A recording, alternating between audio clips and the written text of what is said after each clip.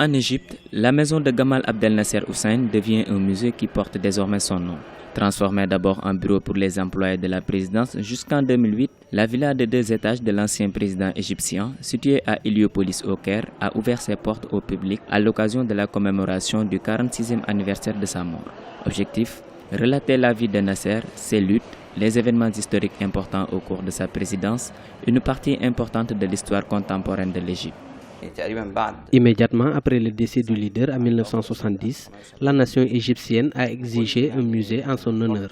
Donc le meilleur endroit, c'était la maison où il vivait. Nous y sommes en ce moment. Nasser a vécu ici de 1952 jusqu'au jour de son décès en 1970.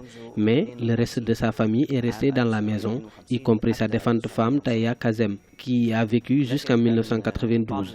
C'est pourquoi cette maison n'a pas été transformée en musée.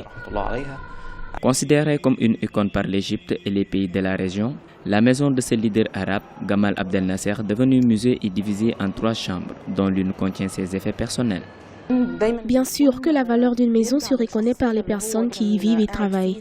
En outre, le défunt leader Gamal Abdel Nasser était une personne importante d'une grande valeur pour la nation égyptienne et tout le monde le sait.